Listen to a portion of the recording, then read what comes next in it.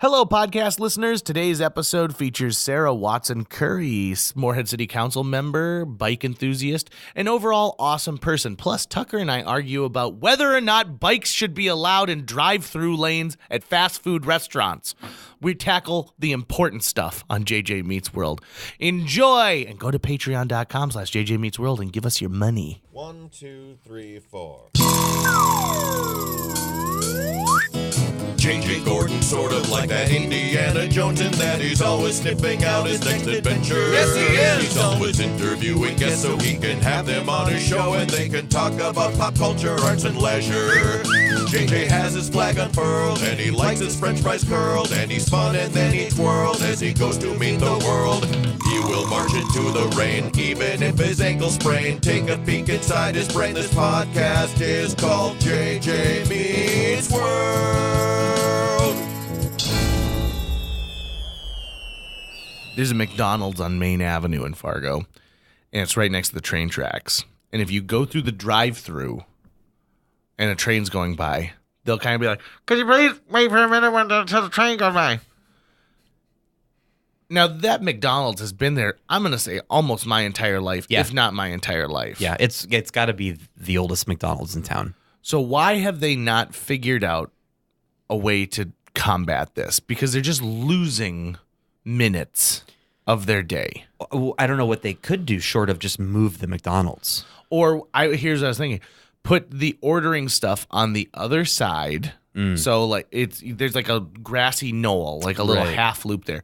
Put the ordering stuff on the other side, and then build a little bit of a wall around it, like a little sound shell. Right, because it's not the sound of like train horns; it's the train itself. Yeah, it's the clacking and crunching sound, and Yeah, that's a bit of a pain, but because it's McDonald's, I think they're still just going to get business. It's not. I doubt they're losing that much business. Listen, because Fatty, of it. We know you're going to wait, right? And you're probably going to get extra hungry, so we're probably selling more McNuggets. There's so than many anyone. things about the McDonald's experience that are just not ideal in general that I think they're like, yeah, whatever, it doesn't matter. I've also noticed that places like McDonald's and Burger King and Taco Bell are really getting down on people for riding their bikes through the drive-thru. Ah. And they say, we will not accept bikes or walkers. That makes sense, though. Why? Because they're cars there. It's probably an insurance liability. But if bikes are on the street, but roadways. McDonald's doesn't own those properties, right? McDonald's owns this property. And they're like, listen, there are accidents with bicyclists all the time out on the streets. We don't want it to happen here. We'd rather people be in their cars. And also, they're not providing bike racks. At least that I see. Well, yes. because they don't want you bringing your damn bike. So don't bring it. We're not going to accommodate your What your I'm dumb saying bike. here is like, I feel like after I've biked a mile, or a block, even for that matter, I feel like I've earned a cheeseburger. But think about it. I'm sure it has to come down to they make all their decisions at scale. So it's like, the vast majority of people who come here are in cars. So we're going to worry about them. They're the ones who want to get. Those are the ones who are probably going to want to use the drive-through. I see bikes tied up to stuff all the time that isn't a bike post. Chairs, the outside seating. Now, I've got a beef with that as well. Okay. Bikes go in the bike racks, okay? Don't be chaining it up to light posts. Don't be chaining it up to, like, this way to exit signs. But what do you do if there are no bike racks? Then you bring your bike into the store with you. Oh, my goodness. You bring that bike into the McDonald's. Here's the thing. Have you ever been in a big city where they've got bike messengers? Yeah. So bike messengers in a lot of big cities I've been in bring their bikes into the building. So they'll bring the bike all the way up to like the 33rd floor where you have to hand off something. Right. And then usually people in the elevator are pissed about it. So to me, let's embrace the big cityness of this and say, like, if you're not going to provide a bike rack, well, you're going to bring bikes into your business. Okay, I see what you're saying. The next time someone rides a bike to the JJ Meets World studios, we don't provide a bike rack. I encourage them to bring their bike into the studio. Isn't the bike rack, though, sort of giving you a false sense of security because it really comes down to the chain you're using and how you tie it on, right? Very true. And, if you've got a soft, cushiony seat, you need to take that seat in with you because those seats are adjustable, which means you can remove them fairly easily. I actually have a memory of the first bike I had that had a soft, like, gel seat that was adjustable. And I remember my dad saying, like, telling me, you have to remember to take that in with you every day when you're at school because someone's going to steal it. And so one day I get to school and I park my bike and I lock it up and I take my seat in with me. And it's the end of the school day, and Dad, for whatever reason, had come over to the school. We only lived like 2 blocks away, so I don't know why he was there. I was able to bike home.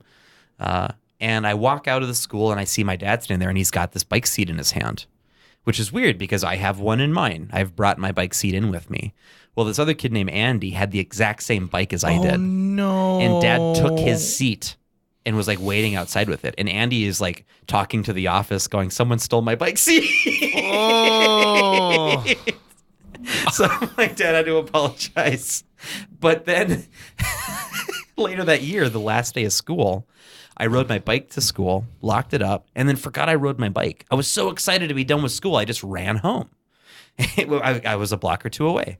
And, I forgot my bike at school the next day, I realized. And so Dad brings me to school because we were going to go run some errands, and my bike was in pieces, laying all like over the ground. Nothing was taken. Someone had come and dismantled my bike and then just strewn it around in different spots. What? And my dad was so pissed at me, and I felt so bad, so awful, that I had an asthma attack at Hornbacher's after the fact. Whoa. Right. That's some intense stuff. And Dad thought I was faking it. He was like, stop it, stop overacting. I was like, Dad, I can't breathe. And it was because I was so riddled with guilt and anxiety over me letting some people get to my bike and take it apart. Oh, that's too bad. Yeah. It's a horrible story. It all worked out in the end. And now how do you feel about bikes today? I don't own a bike at the moment. There you go. But I own a car like an adult. I think for your birthday, I'm going to give you the pieces to a bike. And, maybe you can even ask our bring guest that old today. anxiety back. Huh? Yeah. Maybe you can ask our guest from today to help you assemble that bike because she's got an intimate knowledge of bike building from the community bike workshop. Bikes are in her blood. She's also currently seated on the Moorhead City Council. We worked with her at the Fargo Theatre, and she's just one of those generally amazing human beings. Sara Watson Curry is a ray of sunshine in any room she walks into. She can find the happy moments in it. Like, so for example, if she were in the Titanic and it's hit the iceberg and it's going down, she's like, well, at least they're all together. They'd put her on a raft, though. She'd be one of the people they'd get off the boat. Yeah, they'd be like, someone would get out of the boat so that she could get in. She'd be like, are you sure? I feel bad about this. Sorry. I'll send you a postcard. I can make you some cookies. I'll name my son after you, I guess. I don't know. Today's episode is fun. We bounce around a lot of different places, but if you're a fan of card games, if you're a fan of just general awesomeness, I think you guys are going to get a kick out of this episode. And definitely listen through until the end because we've got some pretty amazing callbacks that we bring into this. So strap in. Today's episode of JJ Meets World features Sara Watson Curry. By the way, you can go to patreon.com/JJ Meets World to donate to this podcast. We sure appreciate it. Or if you would like to hear about advertising opportunities on this podcast, you can contact us at, JJ Meets World Podcast at Gmail. JJ Meets World Podcast at Gmail. Gmail.com. And then someone will check that within a month or two. Podcast, go! JJ Meets World. Sara Watson Curry is our guest today. Sara, you trained me in at the Fargo Theatre. I did? My first shift was with you, and I arrived late. And you were like, it's no big deal. I was trying to be cool. Yeah. And thank goodness. I was really stressed out at that job also, weirdly. Oh, really? Yeah. Like all the time? Yeah, I took home a lot of tension from that for some reason. Really? I was trying to think of all the experience. Do you know how I got that job? I was walking down Broadway, and Ruth Meberg Stein. Was she there when you were working? Ruth, yeah. Okay. Not when I was there. So but she lives in Chicago. She's awesome. She was the assistant to Margie Bailey. Oh, I remember Ruth. Yeah. Yeah. She had the charming She worked at Trollwood. She did, yes. Well, we were students there. Amazing musician. She lives in Chicago now. But anyway, I was walking down the street. She's like, "You're graduating. Do you need a day job?" And I was like, "Yeah, I actually do." So I went and talked to her and Margie and was like, "Oh, that sounds really cool. I'm gonna work at the theater with my art degree." And you ended up doing like box office management as part of that thing. And ordering organic popcorn and sodas and yeah. I hated ordering the boring stuff there because I eventually took over your job. You Do did. remember You that? took the you had some more strong feelings about our candy selection. I than did. I did. I really did. I had this idea of like getting like a selection of M&Ms. It wasn't just peanut and plain, but like there were other options, and so people could grab them. And it was like, push that you should open this up and put it in the popcorn. This is the guy who just episodes ago was bemoaning the state of Oreos in this country, and now you're saying that, but when it comes to M&Ms, it's okay to have multiple kinds. They have a thin candy shell. There's more that you. Here's the thing: M&M isn't just going like, "Hey, you know, it'd be a good idea. Let's make these taste like toothpaste." That's what Oreo is. Show me a starting to do. toothpaste double stuffed Oreo. Show me one right now. Okay, Mint. that is actually one of the most Mint. common pranks that people pull on April Fool's Day. You were there at an interesting time because that was right when Jade Presents decided that they were going to start hosting events there. That is true. So the box office manager previous to that only had to worry about what, the blenders? The blenders and like some holiday jubilee thing, and I mean some of the things that are still tradition, like the organ concert, It's like silent a movie. Lawrence Welk concert that would come in like every once in a while too, wasn't there? Or was that before us? Yes. Okay. Yeah, I think that was kind of wrapping up that phase. I think Right. too. But live events were not common at the Fargo Theater. There was a smattering, but it's not like what it is today. Oh No. my goodness! It seems like every week there's something going on in Too that many main things house. going on. How can one attend all of these fantastic Right. events? You right? can't. That's why they had to add the second screen, because one of the issues when getting film prints at the time was the fact that the Fargo Theater couldn't promise an uninterrupted run of a film because there was live stuff coming in all the time. And so they were losing films. And so having that second screen allows them to, if they need to, move a film that was showing on the main screen over to the second screen so they can accommodate the blenders. Or Blenders. we're angling to get them on this show. Oh my gosh, how fun! We don't have enough microphones for all of them, so we'll have to maybe do one at a time. Let's make them wait outside one at a time. Be like, call them in like it's the principal's But office. we'll do an That's hour for each. So the blender we like the least will make him wait for the last. I don't know which one that's going to be. That's cool, Darren. guys. It's Jeez. it's Darren.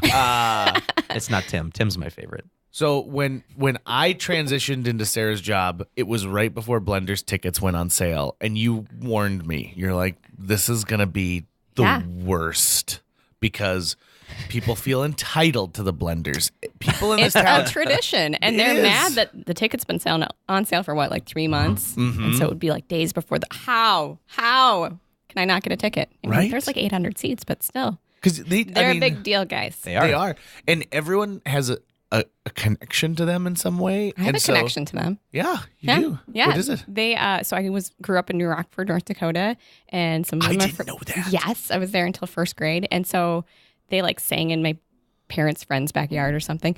I don't know if a cappella was like a big thing there, but my dad was super obsessed with the nylons. You familiar? And I recently acquired like 3 records of the nylon, and they sound awesome still. Harmony, like a cappella and a drum machine, and they sound sweet. They sound really good. So I don't know if it was like a thing in that part of North Dakota, but it was very popular. You were particularly fond of interacting with the blenders, though. I remember fun. they were fun guys Yeah. to hang out with. And Which Tim, is nice since as I said, I was oddly stressed out at that job. And they get to be versions of themselves that they don't get to be on stage. True. Which is awesome. Yes. Especially Tim, who is one of the darkest but funniest people I've met. If we get Tim in here, he has a wonderful. So Tim was involved with my babysitter growing up. Yes. Yeah. Most of them were involved with your babysitter. Right, growing yeah. up, I mean, they're all together at the same time. That's how things happen, right? And Tim has a wonderful story he tells about my dad, and I don't want to ruin it, but it's the type of story that you tell to the kid who's dating your children's babysitter. But what's weird for me about working at the Fargo Theater, and we've talked about this before, is you'll be sitting there and it's a Tuesday afternoon, and someone walks in and they'll tell you, "Oh, I used to work here back in 1977." Or their And first date was there many years ago. Yeah. they want to tell you that story, and you're sitting there and you're like, okay.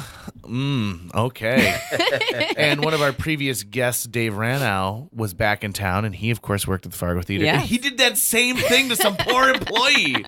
I said, did you come back an hour later drunk, trying to light a cigarette in the front too? Like, did you do a best of the Fargo Theater? Where's the bathroom?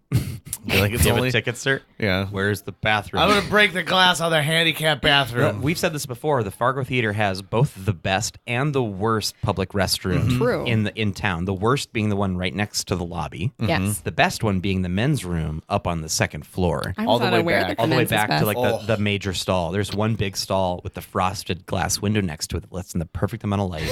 You've got a nice space because it's a handicap stall, so you got spacious size for your meat legs and Connoisseurs of public restrooms, are you? yes. In Fargo, the in Moorhead, JJ will disagree with me on this, but I think it's the Theater B bathroom because of the bolt lock. Yeah, disagree.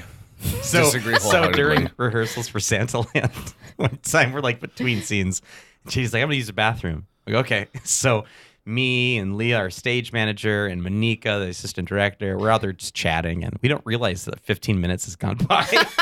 And then JJ comes storming in, and he goes, "Did you guys not hear me? I was locked in the bathroom, and I was pounding on the door, and he was unable to get the latch unstuck." Oh, And man. I've noticed that someone has gone into that restroom and they've fixed that latch They did? now. Okay. So that when the door closes, it slides over. Because it was where you had to kind of pull the door back a little bit to get the latch Yeah. to Shimmy it go. a bit. And And they've re-put new screws into it. So someone else must have gotten trapped and really gave it the old George of the Jungle That's pull. like- right. See, I like a good latch on a bathroom door because then I have no fear that someone's going to walk in. But I know when Scott Horvick came and saw it, he walked in on a dude who didn't lock it at all. And Scott Oops. was like, "That's why you have the lock, man. For this reason." Here's a great public restroom in Fargo, Moorhead.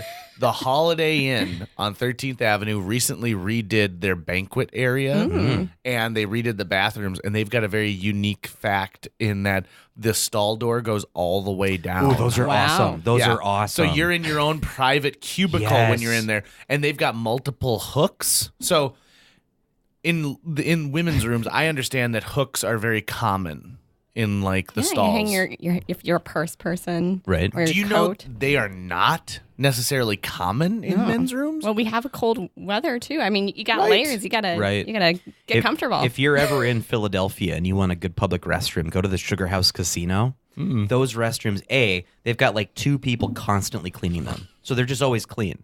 This sounds like a coffee table book, like best public restrooms. Yeah. That across. is a great We should idea. do that. We should do that. JJ Meets World should travel from city to city And find the best public the restroom. best one in each major city. So I now look for changing tables, which is not always as common as you would think, too. So I've changed my baby in some interesting locations. So places that you think would have them do not. It's And so surprising. I always like it when I see a men's room with a changing I do table in too. it. I think that's that awesome. actually makes me really happy whenever I see it. But it's almost always rest stops. But it wouldn't just be like a men's room at a restaurant. They No. just almost never seem to have changing tables. I don't have a baby, and I'm like, I want to see a men's changing table in there Absolutely. because I'm gonna have a baby one day, and I'm gonna change its diaper right here. Good for you. Damn straight. I have wondered this question, and I can ask you this now that you're a parent. By the way, you got a beautiful little baby. He's super just cute. adorable. I full mean, on. I'm a little biased, but Good job, Sarah and Joe. thanks. So, do you wipe down the changing station before you use it? Yeah, there's been some sketchy looking. You know, sometimes it varies the cleanliness. And do you pull on it a little bit to test it before you put your baby on it? Because most of them are made out of a sturdy plastic. Plastic. Yeah, it's like Yes. a drawbridge too. It comes down with and a chain. so when I look at that, I'm like, oh, what happens if the hinge is wrong and you put your baby on it? Yeah.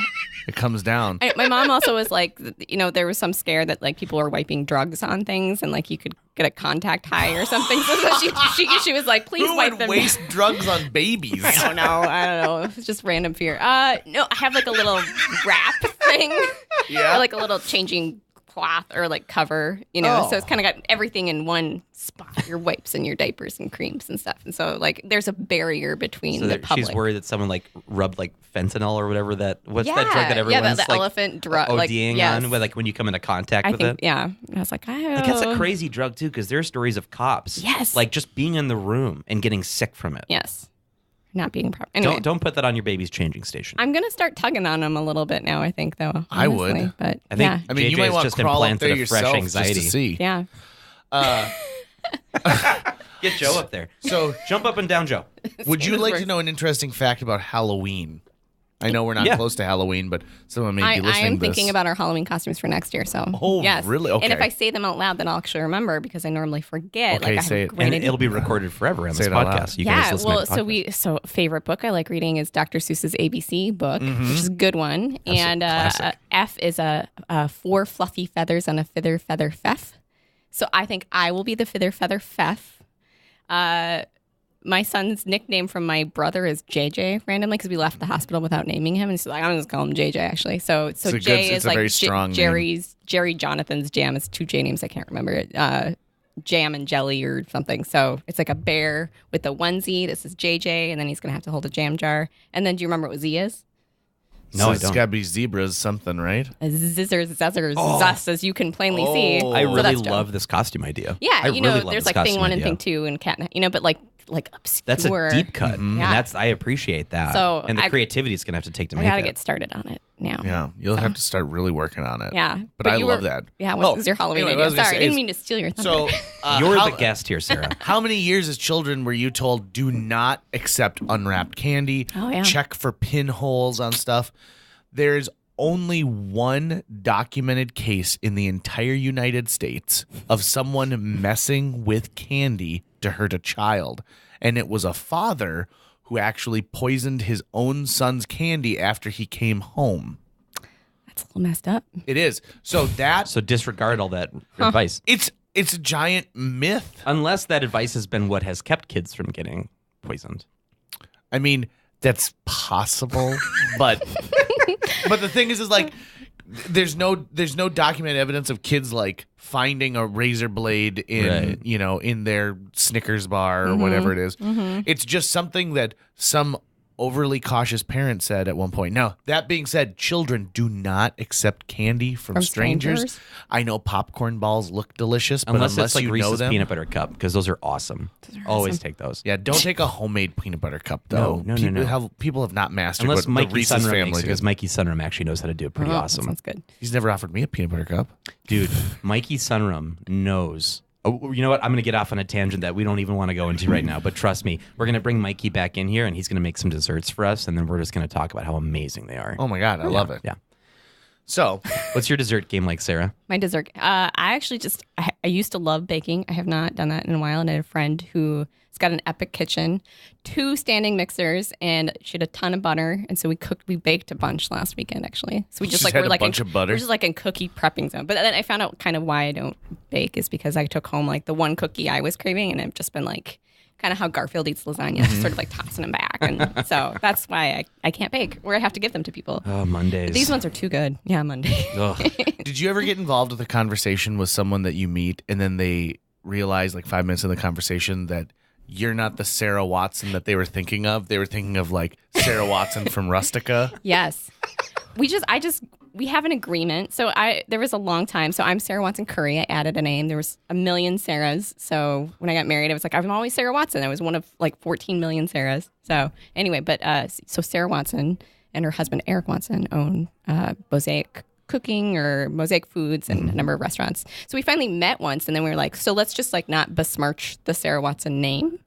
But I also now just like message her, like where I've been on like radio interviews for events that I'm helping coordinate, and people are like, oh yeah, gosh, you're so busy, and how's the restaurant? I'm like, well, that's the other one. But so we just like pass along appreciation for each other's work. The other thing that I always tell people is my brother's name is Eric Watson, which is super confusing. Oh, yeah. Oh, They spell man. it differently with a C and a K.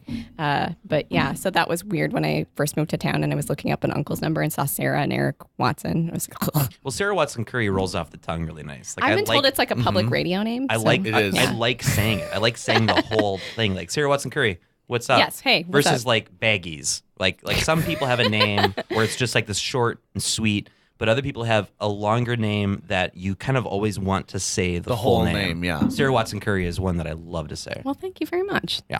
And it's odd because it's not like I need to denote which Sarah I'm talking about. If I'm telling Tucker, you know who we need to have on podcast is Sarah.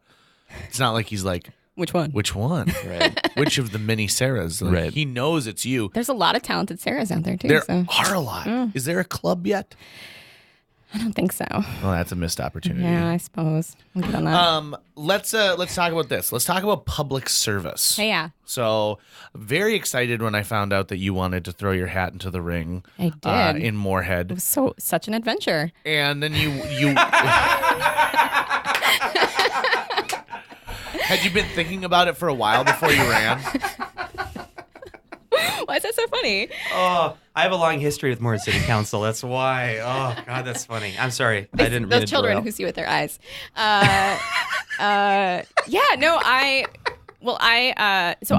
Like you guys, I've had a lot of different jobs and like have experienced the community in a lot of different ways. And we bought a house in Moorhead, and I've gone through a couple different leadership trainings, and so it kind of been planted. But I always thought like, oh, these leadership trainings are great because like the New Leadership Institute, which is specifically to encourage more women to run for politics. Like, yeah, this is really helpful. Now I know how to like write a press release really well and organize different things. And but it was a seed that was planted, and then when I saw like posted like this seat was open, there wasn't going to be an incumbent running, I was like, well, gosh, I want to know who that's going to be. So I was actually asking other people to run, like neighbors and friends, and then I would get a couple of people say like, well, maybe you should think about it. And so then I started thinking more about it, and then and traditionally most women run because they're asked, and I did get seriously asked by people, and I sat on it for a while, and I was like, well, I'm at like 70% sure that I'll do it. And then I couldn't stop thinking about it, and I would like, one night I would like wake up and I was like, okay, so what are things that like, what do you do in city council, and what are things that I'm interested in? So like just took my like a legal notebook and kind of listed things off, and like infrastructure and outreach and communication, and there's just like a lot of opportunities in that public realm. So One of my first, and it's $5 to file in Moorhead. So what have you got to lose? Well, there you go. Yeah. my first job in video production was at Moorhead Community Yes. Access Television, and one of my jobs was at every city council meeting I would direct You the were there. broadcast of You it. were there. I was there, and also the Clay County Commission meetings. And so I did that for goodness, like almost 4 years, maybe. I can't remember. I'll have to go back and look. Thank you for keeping this so wholesome. Goodness for. Yeah, you're welcome. And well, your child might be listening, so I don't want him to Don't pick get up any on anything wrong. ideas. Of course, he's hearing about public service in Moorhead City Council. So I just got so used to at least that particular board, the personalities who were on it, to the point that I knew, like, oh, Nancy Otto's talking. Well, John Rowell's going to talk right after her. Then I know he's going to be the next one. Oh, Lemke's talking. Well, then this person's going to be probably the next person to talk. And I was actually, after a while, able to just switch between because I knew the dynamics of the Wow. personalities, but couldn't tell you a single thing what they were talking about because it was Moorhead City stuff, right? So it was like eating dried cardboard to me as the viewer, right? It's not always thrilling. We did have like our last meeting, we had an award ceremony for our Human Rights Awards, which was so moving and touching. And it's like one of my top 3 favorite moments. Like the chambers were full, all ages. Like we said the pledge. These kids were like so excited. They're like, we know this. And they like shouted at the top. Oh my gosh, it was really, I got kind of weepy, but followed up by a sewer discussion, like intense conversation about Right. the different materials it made out of, the lifespan. And like, you could tell they were like, well, we were going to stick it out. This is really exciting to be at this meeting. But they were kind of like, well, I think we'll. Well, there was a silver Exit lining stage left. for me. There was a Yes. silver lining, and it was straight out of Was Parks it the and public Rec. comment? Yes, the public comment was so awesome, and there was this one guy, I couldn't remember his name right now. I don't even know if he's alive anymore, but he Well, rest his soul if he's he not was here. at every one, and he wanted to talk, and bless Mayor Voxland's heart. But he was like, he's a citizen of Moorhead. We're gonna hear him out. Absolutely. And it was always like, yes, so I, on the corner of 4th, I was walking, so the plants were hanging over the sidewalk, and I'm worried that a child's eyes are going to be poked out by the branch. And this is the actual thing he said. And he's like, and the children, they learn with their eyes. They see with their eyes. That's how they experience the world. And when you made a comment earlier about the children learn with their eyes, I was like, oh my God, is this guy still around? Yeah. But probably isn't. Because didn't you say something about they were worried about them poking their eyes Yeah, out? Yeah, they were worried about their poking their eyes out. with the branches that were hanging over this particular sidewalk, and he wanted them trimmed. And he would never officially arrive at a final point. It would kind of trail off, and then he would just walk back to his seat. And Mayor Vox would be like, thank you very much. And they would just move on to the next thing. Yeah. Public comment was the best. And I loved it in Parks and Rec when they would parody that, because there was one where this old lady goes, I found a turkey sandwich laying down in the park, and I want to know why it had no tomato. The public comment is always so. I love that's at every public meeting, right? Like at any so at Park Board, at the Arts and Culture Commission, at planning. There's always an opportunity for people to speak. I mean, and that's great. People don't always, it's awkward though, because not everyone loves talking into microphones, and then you're recorded and you have to state your address, and so it's kind of weird. So that's one thing that we've been talking about, how can we help people share their concerns in that. For me, at least, that was my big shock. The first meeting is you're up on the dais and it's really hot with the lights. Actually, I was the youngest one, and the first meeting I was just pulling off all my layers. Oh my god, dying in here. But it's a little uncomfortable to be hey, I'm worried about something and I want to tell somebody something, but it's kind of an awkward space to do it. You know? So it is. It's cool, and there are really interesting things that get brought up. But yeah, there are people who come back. Do you all remember to turn the mics on when you talk? No, we have to flag each other because it comes up. It says speaker's mic is not on, so it's. There were so many times where I would just have to leave the room I was in and go, your microphone isn't on. Oh, really? Yeah. I just wave at them now. There wasn't a system for me to put text up easily at that moment. I'm sure the tech is different now, but there were so many issues with it at the time that I just had to kind of hope I was doing it right. But oftentimes they would just forget to turn their microphone on, and you'd have to go, hey guys, council member, please remember button. Yes. Turn light is not on. Hit light. Do you have a lot of people who come up to you now and say, this is something I'd like to see, or gosh, why are we doing this? Do you feel like you're accessible enough that people want to engage with you in conversation about that? I have a little identity crisis about this, I think. Again, with all the jobs thing, so I'm working a little seasonal gig at a local variety store. You can say Zambros. I'm working at Zambros Variety for the holiday. It's super fun. And it's so funny because now I've worked so many jobs and done I'm people are out of context, and then also the baby took the file folder of names, so I don't remember names anymore, and so it's really confusing when people look at me and they'll be like, I'm do they recognize me as a public service? Did I serve them coffee? Did I make them food? Did I sell them a ticket to a show? Did they come to an event? Where I'm I don't know how I know this person. So, and lots of people do not know who their local representatives are. There are a couple who go catch me at the grocery store and have comments about people shoveling or whatever. Super fans. Yeah, which is cool. So then I listen to them. That's cool. I like how you're bringing those Fargo dollars back over to Moorhead. That's nice. Yeah. That's good work. Very nice. Yeah. That's pretty fun. So let's talk about Moorhead a little bit. So Sure. during my day job on the radio, I that was had fun. you over to the Thai Orchid, and you were the last guest on our Moorhead And I brought a specific show. distraction too for You your did. coworker. Yeah. And my co-host didn't even bother to sit in on the interview. She was too busy playing with Sarah's baby. It was super cute. Which was, I liked parenting it. in public. I It was- love seeing people yeah, parent yeah, in public. absolutely. It's It was awesome. nice. Anytime you want to bring that baby, even into the studio, that's fine. And then I can get prime mic time. Baby can get on that microphone. You can be on that microphone. So my question here is Moorhead in the next 5 years. It's going to be really interesting. It is, right? Yeah. You guys have made some pretty enormous moves. I think Derek Lapointe is going to work really, really hard for Moorhead and really try and get some economic change to take place. There's some people who have, just like how Saturday Night Live, after the first or second season, every year you'd read an article, Saturday Night Dead. And people, I think sometimes, or once a year, think Moorhead's a dying town. It's never look at what's going on with their mall and look what's going on in the downtown area. I'm have you been in Moorhead recently? Yeah. No one thinks of the long game. They always No. think of very short term. Absolutely. Right now, and even someone who would write a Saturday Night Dead, they just needed a short turnaround thing. So to look at the moment and go, this is where it's at. But obviously, that's not. You gotta have the long term plans. true. Here's the thing. 6 years ago, if you were to drive south on 8th Street to the point of where it becomes 75, there was very little taking place. And I remember when they told like the spot of the new Trollwood, I was like, oh my God, that's the middle of nowhere. Now, as soon as that farmer decides he doesn't want to like farm that field anymore, it's going to be another like 200 homes because the housing tract has just moved further south.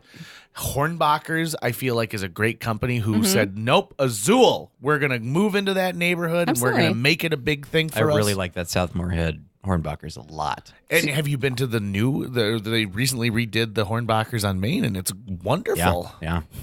Good for you, Hornbachers. Good for you, who is now Hornbachers. owned by... I am a Hornbachers lady. I do have a friend who's a Cashwise gal, but we're still friends. But now they're owned by good. the same company. I know. It's which just- is crazy. will be interesting Or to will see be that. soon if Yeah. they haven't already. Yeah. Everything's going to have truckload sales. Pretty soon it's just going to be owned by Disney. Yeah. So we did a really interesting, so thinking about the long game, like we did a really interesting workshop where we, like they're plugging in all of the stuff is in GIS, right? So in all this mapping, so we can make all these decisions, these long range, you talked about like the agricultural land that we lease and stuff like that too. So we're like, hey, these, we looked at what the city owns, which is cool. So like, how did that come to be? What was the history? Was it bought with like community block grant? It's going to become affordable housing? Is it kind of holding until we acquire another property for it to become something that we can toss out for a developer? So it's interesting. Like there's a lot of stuff going on to make those decisions. And I think the thing that's exciting too is some of the stuff that I'm excited about is like that language isn't so foreign. Like you could say bikeable, walkable. And though I don't know that Google recognizes how you actually spell that word. Every time I type it, I never know, is there a dash? Is it one word? But like that kind of concept, like creating some density and some like neighborhood activity is not such a far out idea anymore, which is really cool.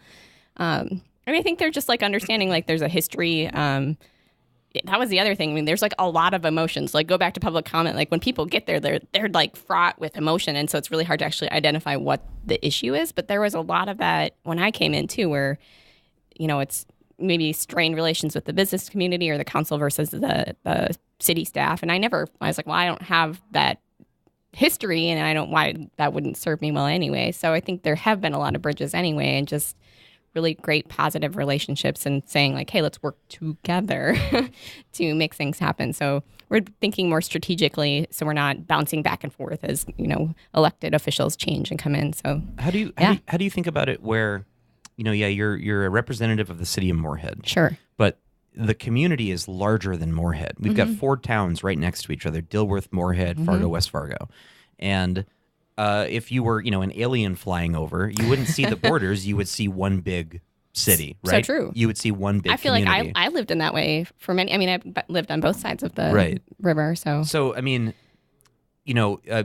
what is the population of Moorhead right now? about 42,000. 42,000. Yeah, we'll but see if you what think census. about it, like the population of the About community, a quarter million. it's about 250,000. Yeah. And going up. So what is it like to be legislating in a community, right? Because you work in Fargo, right? And I'm sure you do things in Dilworth and West Fargo, as we all do, because it's all sort of right there. So do you feel only like a or not loyalty, but like you certainly have an obligation to the citizens of Moorhead, but do you feel obligated to the larger community as well? Yeah, that's a good question. Well, I think one of the things is like we can't legislate like it's just a standalone community of 42,000 people, because we're not. So things like we can't staff our police or fire like as if we were just that size community, because we're not. We're seeing issues that are because we're a part of a larger metro area. It's also interesting. I don't think a meeting has gone by where we've not mentioned Fargo, or maybe like try to code it and be like our neighbor to the west. But we have to be competitive, but then also good neighbors and good stewards of what's going on too. So I think it's right now it's an interesting time as far as like, what is our identity? Like, how do we kind of fit and what do we serve? And like, it's a great place to raise a family. There's a lot of education happening. So those things are already kind of circling around what's happening. But yeah, we're like with the state, like we get like border state legislate, like, so some things to kind of offset some of our. Is there tension in any way or complication, maybe not tension, but complication when it comes to, dealing with Fargo, which is a different state, right? There's this river running through this large community that divides it into 2 states, which have 2 different state governments, 2 different rules. And so there's always the question of like, if you want to start a business in this community, what side of the river are you starting the business on? So if you were just to give like a pitch right now, like what do you think were some of the benefits that starting a business on the east side of the Red River versus the west side? Yeah. Well, I think people are super passionate about Moorhead, like the Moorhead Proud campaign. Like I think you've seen people, they really want to support local folks too. So there's a lot of energy, and there's, to quote Derek LaPointe, there's a lot of missing teeth too. So when things come up, people are pretty rabid to get behind it and support it. I would love to see like more kind of incremental growth too in some of those things. So that affordability of property right now, like we have a lot of spaces that are, that are going through redevelopment or rehab. We've got some other properties online that'll be, maybe by the time this is broadcast, like we'll have that public, that there are some other things under construction too. So I think there's just, it's unwritten. So there's just, I'm thinking of Oregon Trail. You could be a trailblazer. That's the second time we've mentioned Oregon Trail. I think it's like the third or fourth I hope time. no one gets, is it dysentery everyone dies from? Yeah. That's one of them. Yeah. Whoops. Or you can die of a broken arm on the Oregon Trail. I mean, all sorts of weird stuff. Yeah. When I was a kid, I had a version of Oregon Trail where you could write in the journal. And so when something would happen, I would update what's going on. And when I recently looked back at this is from like 1996, and all the other passengers, because you could name them, were like Uma Thurman and Cindy Crawford. And like, it was like, oh, JJ was really into Janet Jackson at this time. What profession would you pick when you started out on the Oregon Trail? Oregon Trail. I don't remember that feature. Oh, yeah, because your different profession would have different skills. So if you were a carpenter, you could fix the broken wagon wheel, but you couldn't if you were a banker. But you started off with more money, so you could buy a wagon wheel to bring along with you. Farmer was another one, I believe. Farmer was another one, yeah. But I did not recall that. I played it, but apparently it was just Doctor, passing I time. think, right? I will have to go back and play. Let's do an episode where we play through Oregon Trail and try to beat it in an episode. We should actually play through each version of it, because the first version that everyone loves, the old Apple IIs. way old one, is drastically different from the new one. So it's interesting. You should all check it out. The flying toaster screensaver. That's all I can kind of relate it to. I loved the flying toaster screensaver. How steeped in Moorhead history are you? Well, I'm fairly new to the city, honestly. I grew up in Northeast North Dakota, came to school in 2001, and then bounced back and forth. And then we became homeowners in 2000. We've been there 5 years. Okay. 13.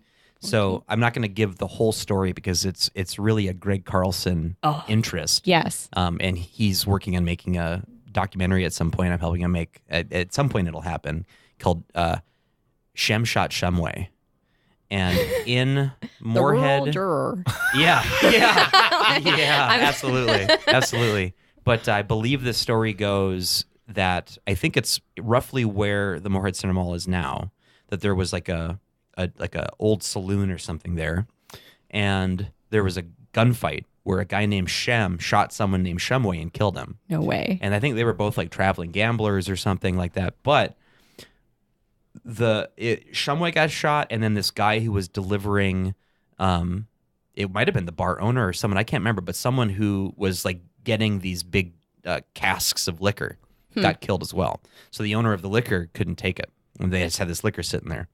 And whatever his last name was Hector, who the airfield is named after, ended up buying all that liquor and then started like his fortune based off of the booze he bought off there. Whoa, and Greg dude. wants to do a story about it because the That's headline incredible. in the paper was Shem like shot Shumway.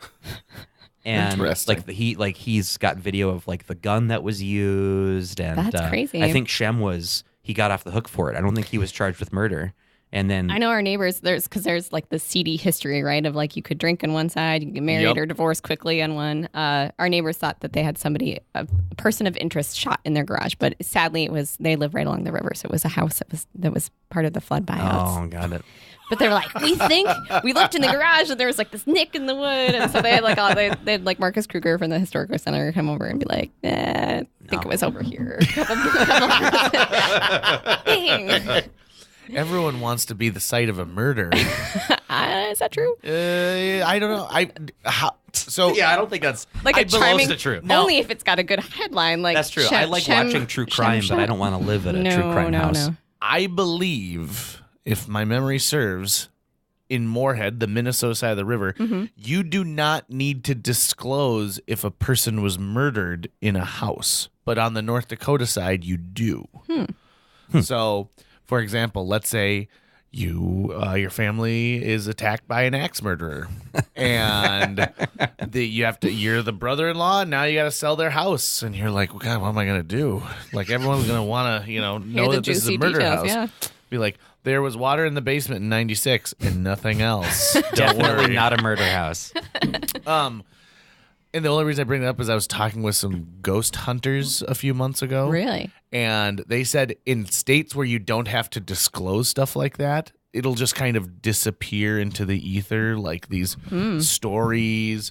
And so when people say, oh, we're having these experiences, they'll go back in and they'll research and they'll be like, yeah, we found out that there was a murder in this house 50 years ago. So that might be the spirit that's talking to you right now. Wow. Yeah, right. And then they're always excited when there's a house that there's a murder in. How cool would it be if our studio was haunted? If we had like a ghost that lived in the studio? It would be a really crappy ghost. This used to be the place where you take a urinalysis test if you were joining the army. So it'd be somebody who died during their urinalysis test. That sounds really painful. Yeah, Eek. it's old squishy. They had to just press too hard. I think that to me, Sarah was so worried that this episode was going to go into the gutter, but we've kept it cool. That's been great. yeah, No, you're tipper, worried. no tipper flag on our episode.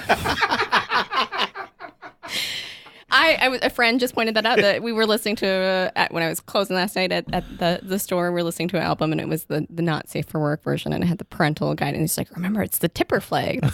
I love that tipper thing gore. because Yeah. that was the thing that let you know this is awesome. And you should get it. Yeah.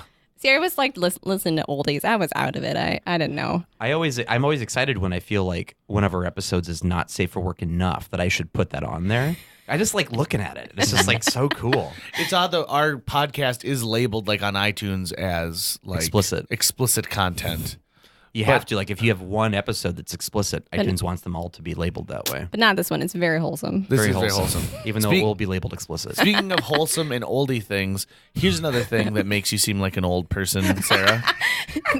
But I share this with you. You've got a love of the game of cribbage. I do. And so do I. We've Cribbage. never played together. No, we've talked about it several That's times. weird. We'll have to fix that. Tucker, you ever play cribbage? Not once. Listen, I am so good at finding patterns that add up to 15. Yeah, it's like helpful. so good. Above that, no, math is not my forte. Yeah, that's true. No, that was a requirement in our family. We played, so it was my grandpa, my mom's dad loved to play cribbage. Well, both sides of our family really did, but that was a requirement. By 5th grade, you had to learn how to play cribbage and water ski. Really? Yes. That's a good combination. Yeah. Summers must have been It's not like kick written butt. somewhere. It was fun, but yeah, and it was cool when I played with my grandpa because, like, if I won, he'd give me a quarter. But like that was like their tradition. Like his neighbor, they'd play for a dime. I never had to pay my grandpa. Could you combine the two, water skiing and cribbage? Yeah, where you have to like peg into it. Like you can do stuff like that. Jeff, come on in. Real Oh my quick. gosh, it's Jeff Knight. This is Jeff Knight walking in here, everybody. Whoa, Are the dude. Jays here? Yeah. You can just leave them in here if you want. Otherwise, yeah, that's fine. Live right now? Is this Well, I mean, we're recording at the moment, but that's You fine. can cut I can just this cut this out. out. That's fine. Or we'll leave it in. Or we'll leave it just in. be like, Jeff Knight, how's it going? Fangirling. Oh my god. Jeff found guys. some J's like somewhere. Double J's. Jeff looks right now like Not he the is an bird. international The letters. diamond thief. Doesn't he? Like a villain in a Muppet movie right there. Okay. He's a muppet of a man. Yeah, there are these like awesome JJs from some sign. Yeah, like some gas station. I don't know if or they're something. light up or not, but they're pretty sweet. So we got them now. Nice. If you want to take a picture with your baby and send it to that one guy who calls him JJ, you're more than welcome. My brother. Yeah, that one guy. How's your brother when it comes to cribbage? He's pretty good. His kids all know how to play it, and his youngest is she's great with numbers. Like she's just kind of gifted in that. Like all of them really. They're all smart kids, but they love doing homework and math worksheets and stuff. So it probably helped. But I have a treasured gift that someone made me a homemade cribbage board. oh yeah. From a chunk of wood from a tree that fell at our lake cabin. Oh, that's Ooh, that's quite a the nice memento. one. yeah. And so as Was it struck by lightning? I will. Oh my god, it would have been amazing if it was. And I didn't even know this, but he came and he took a chunk of it, and then you take Aw. and he carve it out, and It's all oiled, all nice. And I was looking at it, I'm like, wow, this is a really nice cribbage board. And he goes, yes, and it means something to you. And I was like, well, that's kind of bold. And then he explained the background of it, and I'm like, oh, that's amazing. Now, when I play with my sister, who I think is a better cribbage player than I am, she'll do this really just awful, annoying thing where she'll be ahead of me, and then she'll be looking at her hand, and she'll start going, does something smell? And that means that she thinks she's going to skunk me. Oh, yeah. I do love that there's like a lot of like, kind of back talk too. So. Yeah. Oh, there's a lot of intimidation when it comes to the cribbage game. A lot of smack. Yeah. Or when let's say you're like, oh, you know what? I'm going to discard this 7 and a 6. Like, I'm going to give that to the, another person's crib. And then you open that up and you're like, oh my God, I had 2 8s. I put a pair of 8s in there. You idiot. Look at this. Oh my God, I got runs here. 15 for 2, 15 for 4. You moron. Look at that. What an idiot. To be fair, so my grandpa had a stroke when I was a kid, and it affected his speech. So he could swear, and he could say just a couple other things. So like we had like there was just sort of like a pattern of like the things he'd say. Like he'd always say, "Too bad, too bad, too bad." Oh, that's too bad. Good grief, good guy. Well, he'd swear also too, which was fun. But yeah, so I kind of like feel like if I play with my mom, we always have to be like, great, great, great, great. Oh, that's we just like. So you had on my side, I could say a few more things to kind of egg on my grandpa, but yeah, it was cute. Did you guys play that if you missed a selection of points, the other person got to take it? No. Yeah, my sister loves to play that way. We also played Scrabble totally wrong too, which I didn't learn until I was an adult. Well, how did you play Scrabble? So if you lay down a word and you pick up the triple point or word scored, like you only get that when you first cover it up. But I think my mom was just like being really nice, and so like you'd add S to the end of something and be like triple word score again. And so yeah, I didn't figure that out until I played with someone as a grown up, and they were like, I was like, that's harsh. It's too hard. I'm not going to vote for you. You don't know how to play Scrabble. You can't run a town. Man, so cribbage board that you need, as that someone has shared with me, is like a belt that's notched, the same as a cribbage board. What? Yeah, and then so it's always with you. And then I think you have like a pocket for your cards or something. That's amazing. Yeah. That is then amazing. You just got to make sure that you're not standing up. That's a you're not gonna hardcore have a cribbage belt. player too. Like, I am ready any day, any time. There's a lot of artisan options for cribbage boards, So. You know what'd be really neat is see if you can push someone in Moorhead to do this, to do like one of those jumbo cribbage boards. Yes, that would be cool too. Put it in a park where you've got, where you got to actually pick up and like peg forward and stuff like that, or human beings become your pegs. I love that idea. One of my favorite things of all time is my mom had this idea when we were kids. My mom loved board games. She didn't love playing them. She loved the artistic nature of board games. So she always collected like the pieces from Sorry. So if she found a set of Sorry and someone's like, oh, it doesn't even have all the pieces, she would take those and just have them with these. their family. Wow. Yeah, it was really great. That's cool. So she had this idea of making a giant Monopoly board, like a giant one. And so she finally got it made, and it was a rug that was like 16 by 16. So you'd roll it up, and then you'd unroll it at the lake, and you had these giant yard dice way before people were doing yard dice, and you'd play like that, and you would actually walk yourself to the spaces. That's a fun idea. It was so cool. And then all of a sudden it was like, well, this is just the ultimate pipe dream. That's, like, who's going to print a giant rug like this? Plus, someone always ends up crying at the end of Monopoly? And those are long games, too. Brutal. So, like, how long were you playing on that thing? Never Although JJ did just do a Monopoly competition and smoked them. Yeah, right? I won. Whoa. Here's the thing. Congratulations. I know how to win Monopoly. It's a part intimidation. See, the tears. Yep. I mean, it's part hustle. So you seem like you're done. So when you're making a trade and they're like, you're going to give me Boardwalk for St. James Place, and be like, yeah, doesn't that seem like a good idea? Got to build those hotels. But I'll tell you this. Here's the key to winning at Monopoly. Okay. I've read books on this. So, yeah, I know this for realsies. The second street. So not the one that you first start on, but the one that has the magenta properties. It's got the electric company. Was it Pennsylvania Railroad? Oh, yes. Or not Pennsylvania. Reading? It's Reading first, and then it's not B&O. That's at the top. There's 4 railroads, It's right? B&O Railroad, yeah. Is it Four or railed. two? It's Short Line, Pennsylvania, Reading. 2 utilities. That's what I'm thinking of. Yeah, Waterworks as Does well. not Anyway, remember the names of the railroads. Second Street. Impressive. The properties are pretty cheap. So those include New York Avenue, St. James Place, St. Charles Place. They're pretty cheap. So you pick those up and you can build houses relatively easily because they're $50 a house. So the key is you buy up to 4 houses on each of these. Don't buy hotels. You eat up all of the housing property. So you can't put houses if there's no houses to buy, you actually can't build them there. So you'd have to go all the way up to a hotel if there's no inventory. So you keep that inventory away from all the other players right off the bat. You're not making a huge amount of money when people land on them. Is there a standard number of tiny houses? So this is why your mom collected them. There's 32 houses in Did not every know that. Monopoly set. 4 on a space before you upgrade to hotel. Correct. Absolutely. So at this point, you're eating up 24 of the 36 possible houses. Right, because like a property color, there can be 3 spaces, so that's 12 houses per property, and there's So- 2 properties on a side, right? Correct. Right. Wow. So now That's so maniacal. Yeah, and ingenious. the real key here is the chance and community chest cards include several that say advance to St. Charles Place or take a ride on the nearest railroad, advance to the nearest utility. So you're constantly being brought over to Second Street as a player.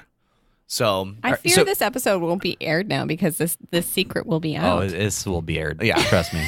So when I played in this celebrity Monopoly game, it was for charity too. I should also mention that. Like it's for the extra life. Cool. I got it and I dominated and I said like welcome to Pound Town. And that's what I named that row of properties. And this guy I played was another radio DJ and he was like, "Oh my God, I got Boardwalk and Park Place and I got 3 houses on each of these things." And I'm like, "Dude, you might make some short cash." Lower odds of hitting those. Yeah, but you're not 2 going to spaces. last forever. So And of course, as soon as you get past them, you've got another 200 going into your pocket anyways. Yep, exactly. So, I mean, really, So they got the ability to Your- pay up. like you might get paid with those properties, but the other person's probably not going to get hurt as badly right. at that moment in time. The worst properties that you can purchase to build on are the greens.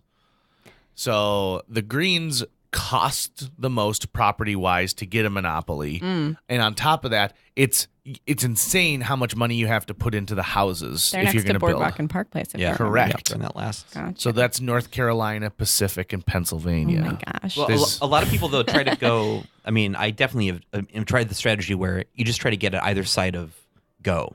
Yep. Right. So you've got the Browns and the Blues, and I've always just tried to like get that stretch. But you know what? What you're saying makes much more sense now. Try to get to valuable monopolies as cheaply as possible. Yep. And the monopolies on that side just aren't that valuable compared to the other sides. Think of it like a developer, right? Right. So you're never going to make back your money, at least in the amount of time where you can provide meals for your families, if all you're doing are building $1 million plus sellable homes. That makes sense. Now, if you're building homes that are reasonably priced that a first-time home buyer could get into, taking this into some Moorhead, how I your know. economic This is so planning, funny. those are going to sell instantly. Yeah. You know, before you even get those things built, they're going to be sold because your pool of opportunity for people to buy is much larger. So JJ though, so it makes sense. I also suck at the game of life. I just want to throw that out there.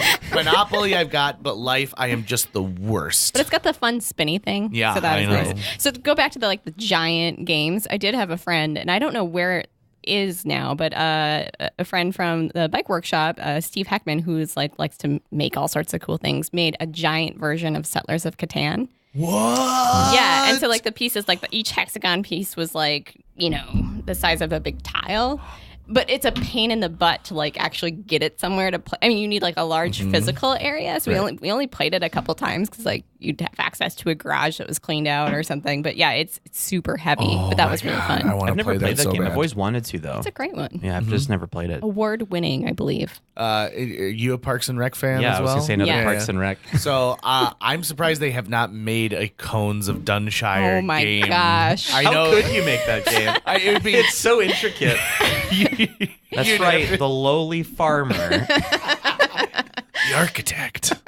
Man, I do. I also love when the Star Wars like filibuster. I'm blanking on that Patton Oswalt thing. That's like sometimes when I feel down, I just have to like listen to that, and it makes me feel. It's so fun happy. to listen to the uncut version because he did it for about 15 minutes. Yeah. And they just took like the best parts. And you hear Amy Poehler off camera and be Laughing. like Kids won't like it. Kids won't like it when they kill Chewbacca.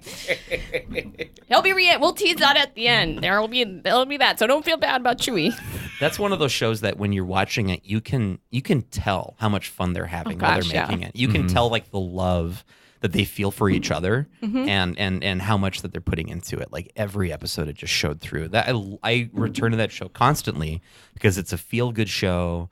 It's like candy that is also nourishing somehow. Yeah. For some reason. Love Parks and Rec. There's one joke in Parks and Rec that just slays me every time I see it.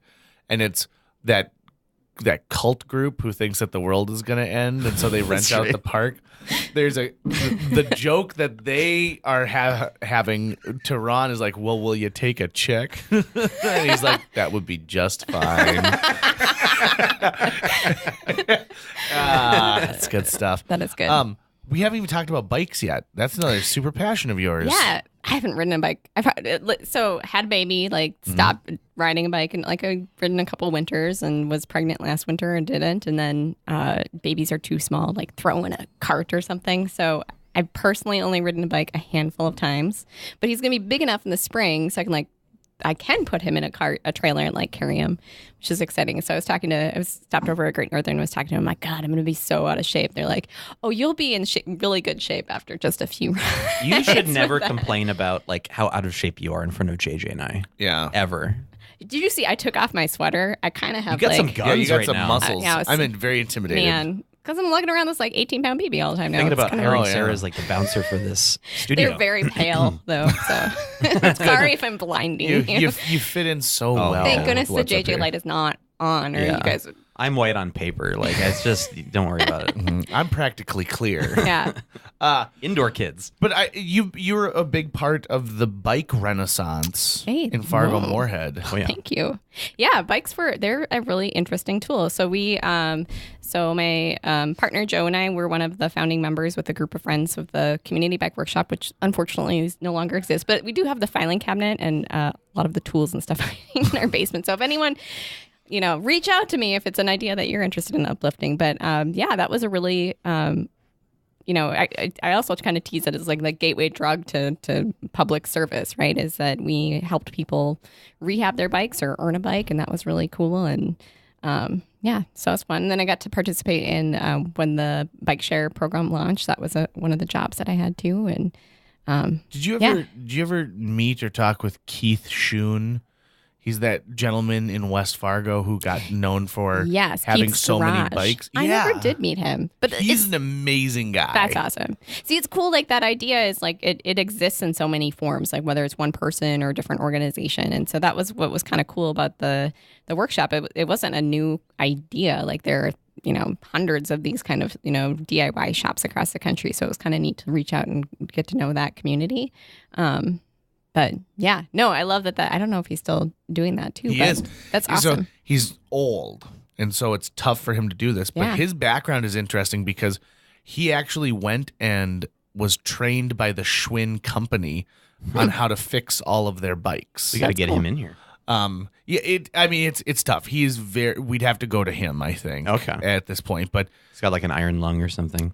no, it's just, Dear Lord. I think it's just hard for him. It's hard for him to get around, and quite frankly, he is busy working on bikes nonstop. right. And so what Keith does is he gives away these bikes. So people will bring him old bikes, and he'll fix them up and make sure that they're in good, safe order, and then he'll give them away to kids in the neighborhood. That's cool. Last year, he sent something like 350 bikes to Africa.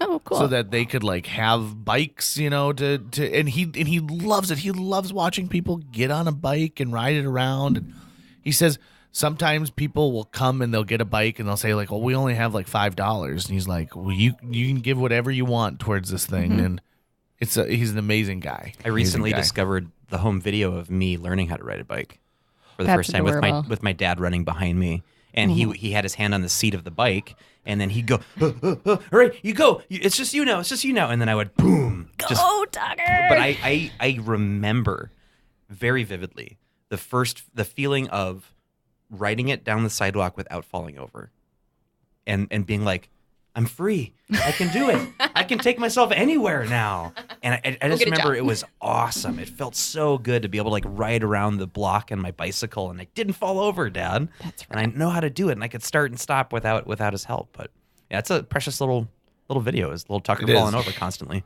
So you talking about Keith the bike guy makes me think of a conversation we had back at the Fargo Theatre of like a segment, and I don't know if you wanted it to be like in the reader or like radio or what it was. Hey, I know that guy. Do you remember this? Yeah, I do. Oh. Yeah, because so I think about this every now and then. I'll see someone that you constantly interact with, or you like share a space with, or you always see them like crossing that bridge or in this store, and I'm like, I always wonder, hey, I know that guy. I feel like I know that guy. Right. The people that are notable folks, but you don't know anything about them and what their stories. That's kind of why we initially started this podcast, you know, is that everybody has a story. And so it's an ability for me to go out there and find those stories, and then Tucker and I eventually will meet every person in the world. And have their handprint. That's the goal. Yeah. That's going to be tough. Once we get, 6 more handprints, We we're still going to have got to really a pile think. of about 12 though. Yeah. Oh, yeah. It might be more than 12, actually. Really? About 30 of those little mini frames. And we got to get some more because unfortunately we ran out right before Sara Watson Curry got here. Yeah, so unless you want to like just put it right on the wall, Come back and which visit, you're you guys. welcome to. Put it on Maybe Rezzles. if I end up on another cookie baking bench, it'll give me an excuse to come over again. That's a great idea. I There like you that. go. And of course, we'd love to have your partner here at one point too, because Joe's one of those interesting dudes who He's an interesting dude. I always find him be like, you just talk for a little while, Joe. Got such a beautiful beard. He does. He does. He does. I love his beard. He's been able to. His beard game has been strong for a very long time. It's true. I can count on both hands how many times I've seen his chin. Yeah, So actually, really? I don't even think I've ever seen him without a beard. And when you saw his chin, were you like, "Grow it back, please. Grow it back, please." I think the thing that I always tell people is like, so the expressions, like, so he says like kind of common goofy expressions, and he really has to work to project them through the beard, and so when it's not there, it's totally alarming. It's like a Billy Mays beard, you know, like Yeah. it's dark and thick, and it is. So it's a little where you're like, whoa, I was not expecting like those dimples, and it's just the stuff going on. So yeah, that is a Cover little that up, please. wild. Yeah, no, Joe gets to, he has like the best view. His office. I would say he's got an office with views for Fargo Parks with the forest department. So he's outside. Who doesn't love stuff like that? Yeah, Ron it's cool. We're Ron Swansoning it right now. Yes, he does like operate chainsaws and stuff like that. And can repair all sorts of interesting things. Drives Nice. trucks. You should tell him, be like, listen, if you happen upon a little piece of wood, bring it home. We can make Make a cribbage cribbage board. board. Oh, we have lots of sticks and special things. I will say, His coworkers give him a hard time about Joe, the stop clever bringing things. home these sticks. We've got enough. You never even play with your other sticks. I will say in the ending of Parks and Rec, when Ron Swanson gets that pretty killer job, basically just living in the woods, I actually cried a little bit. I was Aw. so happy for him. That's great. I was so happy for him. When his job is to make sure that people are respecting the yeah, she's national like, you park. walking around the forest, you talk to bears. Another one. Give me another reason why you're not going to take this job. Yeah, they did a good job wrapping up that show. That was sentimental and sweet. I love how every character kind of got this, what their future's going to be Like Jerry moment. Gergich's, where he looks to be like 120 or something like what that. was his actual name? They kept changing it throughout the show. It was They say it in the last season, like it's official, but I think it's Jerry. yeah. Or was it Terry? We'll have to look. They at call him Jerry, and then it's like Larry. I feel like they switched throughout the season. Yeah. every season. It's different. Yeah. Jerry Gergich is one of my favorite characters on that show because everyone knows that person who's in the office who isn't a bad person, but just kind of gets dumped on all the time. Like, is the person everyone just chooses to kind of like, if I need to get some snark out, that's the one. And my favorite is when they're making the new mural in City Hall, and he has come up with this idea, and he goes, "So my idea for the mural," and he starts talking, and Aubrey Plaza goes, "Mural, gross. What are you gonna pee on everybody, Jerry?" And then it cuts to his idea, and he goes, "My idea was to take a picture of every citizen and make a mosaic." And it's a brilliant. Beautiful idea. Oh. And he has like a beautiful wife and daughters who never age. They're always these perfect. Yes, they love like, to sing over their blonde waffle breakfast or whatever. Yeah. That's right. And the first I can't remember, is it Leslie who goes over to the house while they're having breakfast? Yeah. And she kind of can't believe what she's seeing. He has like the richest, most rewarding life outside of the park's office. Karma, really, in action. Right? Gail and I are gonna hop into the tub. Oh, gross, Jerry. Let's wrap this thing up with something simple. Sure. Okay. So, what would you like to see happen in 2019? Oh. Because we'll bring you back in a year. Oh man, really? So this is just anything that you want, whether it's something Moorhead related, or you'd love to see more people ride bikes, or you'd like to see a cribbage tournament take place at the fairgrounds. This is hard. So I've been like reflecting. This has been a big year of change personally for me. So It changes your perspective, doesn't it? Absolutely. Yeah. So I've been kind of like making sort of info dumping on like what are things that because that's the other thing is there's like so much possibility. There's no way you could address all the things too. So I've been kind of listing like what am I interested in bringing to the table. So like on the council side, it's like working for like affordable housing. It's I'd like to see some more like urban agricultural initiatives, kind of help identify our community. And I'd also love to help. We have this chance where we have a lot of appointments and stuff coming up, is like really diversifying like who's at the table. So those kind of bubble up as the top three. I don't know. I feel like I always want to get a grasp of like my balance of things, but I had a friend point out yesterday, they're like, you like being busy though. And I was like, I do enjoy. So it's good for me. Like I get to learn about all these like random things and go to meetings and get dragged into stuff. So like, I don't mind it. I enjoy it. Drunk and stuff? Drug around. But I thought you were like, I have not gotten drunk in a while, we're going to be honest. Being a mom, working for the city Moorhead, getting drunk. So yeah, I don't know. So it's interesting. So working a little bit like seasonally. So like we're having this conversation of like, well, what do we want our personal life? So I don't have that sorted out yet. I got the Halloween costumes things figured out. So you're maybe, way ahead of the game on that. Yeah. So I don't know. But it's tipped everything on our head. So we're essentially a one income family, and kind of, what are your priorities? So like that value of being a parent and being home with our son is pretty cool, but that's going to end in a couple of years. And so we've been sort of projecting more into the future. So I don't know about 2019 for us personally, but you know what? That's make more cookies for friends. I don't know. That is an amazing. No. That's okay. That's Yeah, totally stop cool. with that. Okay. That's a Right great there. idea. Just that on the table is good to go. And I know one like we need a national park in our life. That's the other thing is like we want to make sure we're always like every year go and visit a national park. So we're trying to figure out which one we should target. You could Leslie Knope family. it and try to build one here. Whoa. That's wild. There is one in Minnesota, Voyageurs National Park, but Where is that even? I don't know where that is. like way north in the border, so right on the Canadian border. But yeah, we were like, we got to go way further. That's like you could drive there in a day. So it's like something with a little different. Because Joshua Tree is a national park, right? Have you been down there? No. So that's it's a desert. Yeah. So that's a fun national park because you experience. I think people think of national parks as these giant wooded areas, but Joshua Tree is pretty interesting down there. Now, most of the people I know who've been there went there to smoke peyote, and then just like experience. But I've also been told that it is a really wonderful national park because there's so much to see, and it's surrounded by all of these neat little like small communities. That's cool. So that could be an option. Yeah. You might run into a celebrity. Whoa. Yeah. Yeah. No, like you too might be there. Yeah. You Or too? the cast of Entourage, they don't have anything going on right now, so they're probably hanging out there quite a U2 bit. has an album called Joshua Tree. Oh, that's true. That's Where the they So probably Bono would went be there there, with did a the bunch of sunglasses. drugs, and then they were like, Reference that I'm making. Oh. Because Joshua Tree's a cactus, right? I have no idea. I don't know either. I think it's a cactus. I think they're talking about a cacti. There's a bit of trivia you guys need to find out. Well, Will do. I have a feeling Brent Tholomew will probably listen in and then tell us what it is. He has the benefit of listening to this and being able to Google it. Here's another thing I was saying. So I was listening to your guys' podcast. So I love like fund drives. Like, so I'm a member of both public radio. We're on the border, so Prairie Public and Minnesota Public Radio. So could I help? Could I pledge to help you guys? Like, I also like sending postcards. Could I send a postcard to the next 5 people who join your Patreon? Of course. Would that be like a helpful? Would that like an yes. incentive? Like, Absolutely. Oh, this is the best idea I've Yeah, heard in a long absolutely. time. yeah. So the next 5 donors, because I heard Bill Thomas on the radio, he's like, I'll bake cookies for you, which was Excellent. like, that No, was but- adorable. I think it's a But- great idea, Sara Watson Curry. Yeah. So I'll send a handwritten postcard. Okay. Legit. Legit. And you got great handwriting. Well, thank you. Yeah, it's very nice. I have like 3 things that you've written.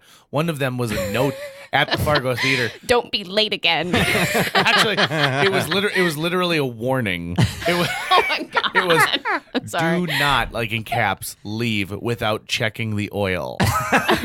Because that was the worst part, was changing the oil, Coconut oil. on the popcorn machine. So flammable, huh? Yeah. Well, and I loved it because you get a sword that you That's true. plug in and then you right into wand, the yeah. middle. I always It's loved before that. the coconut oil craze, where like I Right. legitimately like, picked up, like asked somebody in Walgreens where it was, and they're like, "Isn't it great? It's great for your skin. It relieves your debt." Like that was like a sales pitch. Relieves Yeah. your debt? That was her. You know, she had the long list of all the things that coconut oil can do to your life. How does it get rid of your It debt? doesn't. She was just being clever. Oh, okay. Yeah, she's like, and they're putting it in the NASA space. Sarah, thank you very much for coming. Thanks for having me, guys. All right, we'll check you out in the next Moorhead City Council live stream. Where do people reach out to you if they want to ask questions, comments, concerns about the city of Moorhead? Well, you can go to the city pages, and you can there's like a you can reach out to the whole council, so it'll send an email to the mayor and all of the council, or you can click individually and email one person directly. But my email is Sara, no H, .watsoncurry@cityofmoorhead.com. Awesome. And I'm happy to talk about those bushes and keep those kids' eyes protected because they are our future. That's how they learn about the world. It's Through true. their eyes. That's going to wrap it up for today's show. If you enjoyed this episode of JJ Meets World and would like to help us continue to produce 2 new episodes every week, you can donate to our Patreon. Check out patreon.com/JJ Meets World and donate today. Even as little as $1 a month can go a long way. Visit our website at www.jjmeetsworld.com or hit up our social media. We're on Twitter, Facebook, Instagram, all the sites the kids are using these days. If you'd like to stay up to date on new episodes of JJ Meets World, you can find us on iTunes, Google Play, Spotify, Stitcher, iHeartRadio, YouTube, or wherever you consume the podcast that you love. JJ Meets World is produced every week by Tucker Lucas. You can find out more about Tucker's work by checking out www.moonbasemaria.com. If you want to get in touch with your host with the most, go to linebenders.com, and you can find direct contact info for JJ. For a while, I thought that the term fish house meant like it was a house that fish lived in. And I'm like, but it's above water. They're going to drown. Is that what happens to a fish when you take it out? Is it technically drowning? Because it's not in water, but they can't breathe anymore.